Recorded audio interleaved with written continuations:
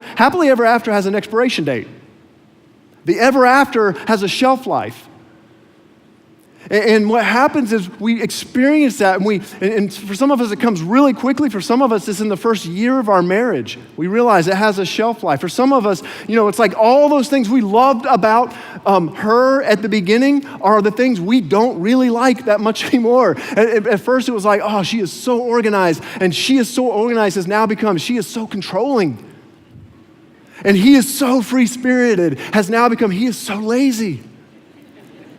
But at some point, we all have to deal with this. At some point, we all have to come to face reality that the happiness kind of wears off. And then we have to choose.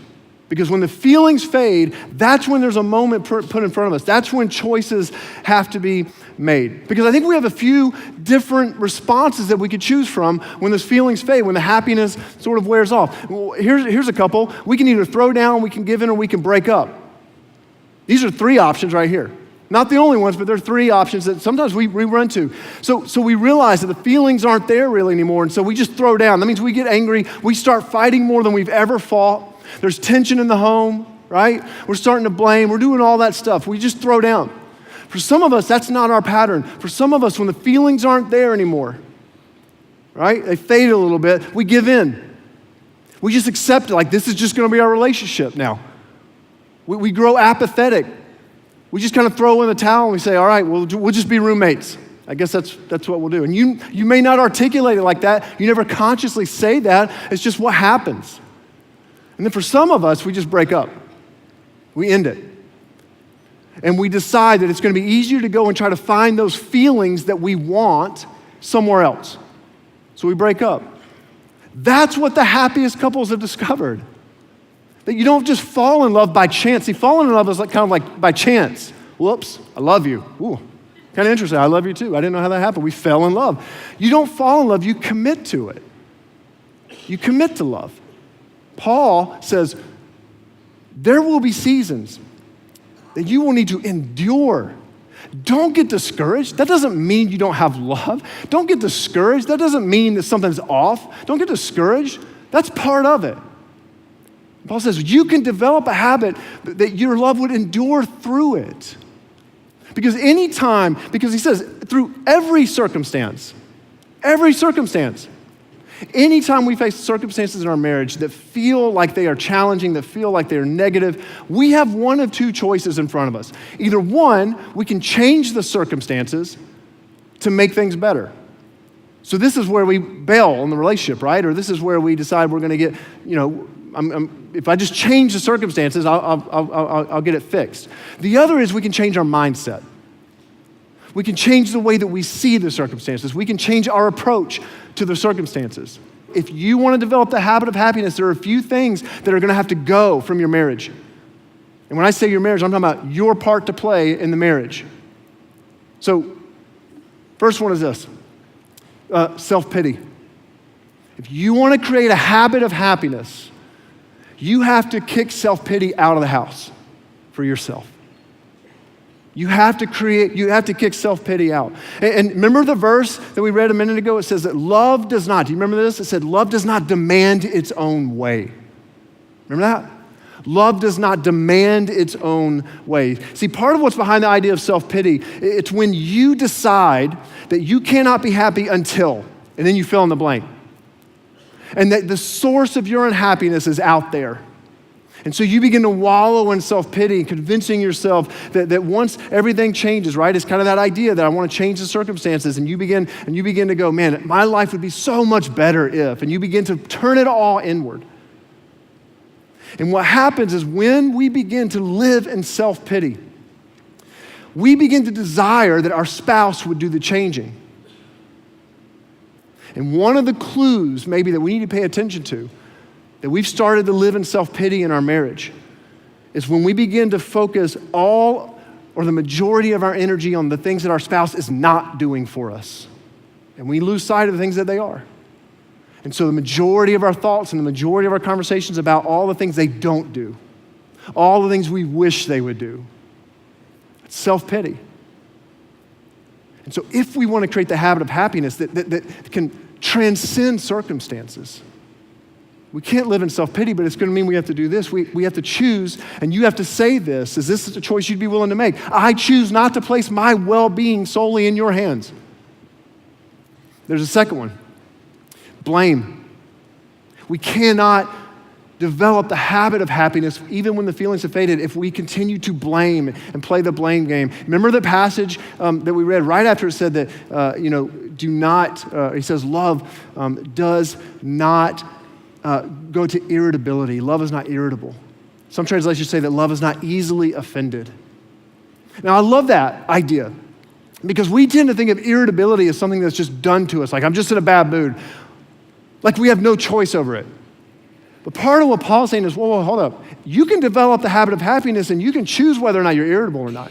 You can choose whether or not you feel offended or not. That these are things that are not just done to you. You're not just a passive observer, but that these are choices that you can make. These are choices that you can make whether or not you're going to be irritable or not. Have you ever noticed that two people can see the same thing or experience the same thing and one person reacts and they're all worked up and the other person's not worked up at all? That's because they're looking at it through a completely different filter. And the source of our irritability, where Paul says love is not irritable, comes down to another person, particularly in a marriage relationship. Think about the reason we're irritable usually isn't about the circumstances, it's about the person. It's about our spouse. And so if you want to know the choice you'll have to make to develop a habit of happiness and get rid of blame, it's you say, I choose to focus on what is wrong more than who is wrong. And if we don't focus on blame, if we don't address it, it will lead to the third thing that will just absolutely rob us of happiness, and that's resentment. Because remember in that passage, it says that love does not keep a record of wrongs. Whew. Love doesn't do that. That's resentment. Love does not hold on to a record of wrongs. It doesn't keep a score sheet, doesn't keep a tally sheet, doesn't have a big whiteboard in the garage where it's like, yep, once again, right? That's not love. Love doesn't keep a record of wrong. And for some of us, when we talk about a record of wrong, it's the wrong that your spouse has done to you. It's the snide remarks, it's the rolling of the eyes, it's all those little things that you just kind of keep stored up. And then for some of us, it's not just what our spouse has done to us, it's what other people in our past have done to us that we are still holding our spouse responsible for. Love can't operate like that. You can't make the choice like that. You can't develop the habit of happiness while holding on to a ledger sheet like that. And so the choice we're going to have to make, it's actually a different twist on this. We're going to have to choose, we're going to have to say to our spouse, like, I choose to believe the best possible story about you. The Bible paints a picture. The scriptures paint a picture. Research backs it up.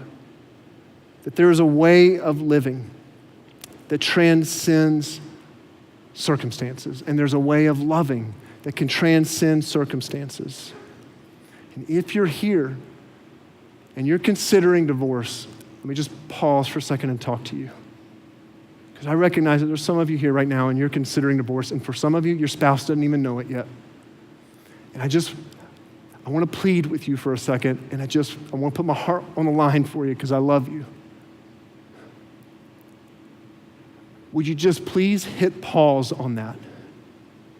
And for 6 months, would you just say, you know what? I'm not going to take another step with the divorce, I'm not going to do any of that. For 6 months, I'm just going to make some choices.